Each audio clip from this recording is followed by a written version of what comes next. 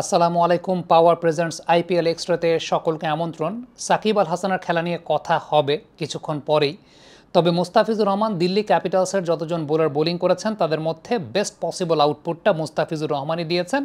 Even যতজন bowler bowling করেছেন সবচাইতে ব্রেন দিয়ে বোলিং করাটা মুস্তাফিজুর রহমানের কাছ থেকে দেখা গেছে। প্রথম ওভারে 6 রান, পরের ওভারে 7 রান, তারপরের ওভারে 13 রান।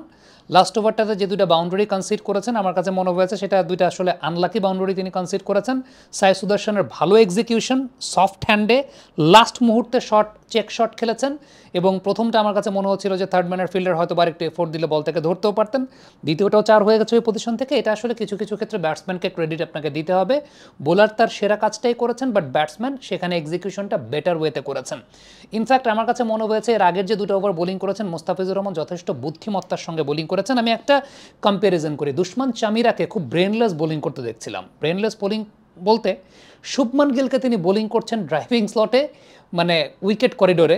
সাই সুদর্শনকে বোলিং করছেন তিনি বাইরে।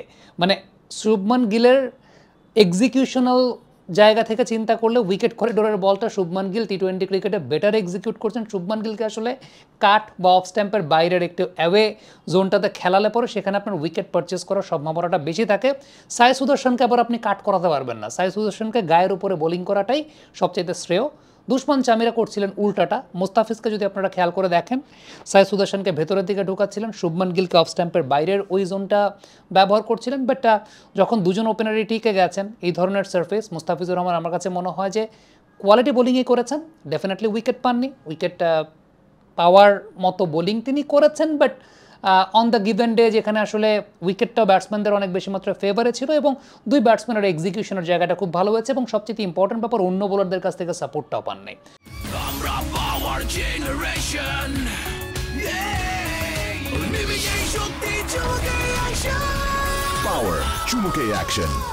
মানে অন্য বোলাররা এমন লুজ ডেলিভারিগুলো করছিলেন যে কারণে মুস্তাফিজুর রহমানের ওয়েল এক্সিকিউটেড ডেলিভারি, আমি বলবো শেষ ওভারে 2-4 তিনি খেয়েছেন, well executed delivery, but batsman ওই ফ্লোতে আসলে 2টা বাউন্ডারি আদায় করে ফেলেছেন।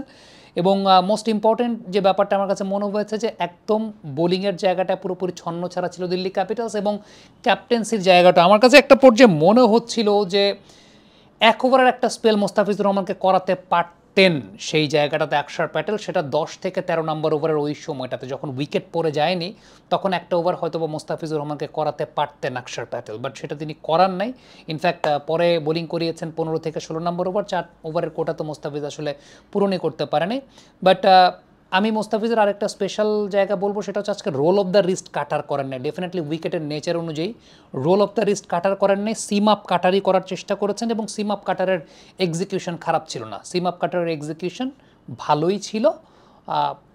বোলিং সেটাও একটা পার্টনারশিপের জায়গা, পার্টনারশিপটা ভালো করতে পারেন নাই, এটা যেমন একটা ফ্যাক্টর।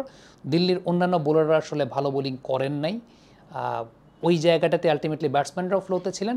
এবং সত্যি কথা বলতে লাস্ট ওভারের 2টা বাউন্ডারি আমি বলবো যে ব্যাটসম্যানের ওয়েল এক্সিকিউশন। সাই সুদর্শন এত লেটে শট খেলেছেন, যে কোনো ইয়াং ক্রিকেটারের জন্য এটা একটা অনেক বড় শিক্ষণীয় জায়গা। কমেন্ট বক্সে আপনাদের মন্তব্য মতামত জানতে চাই।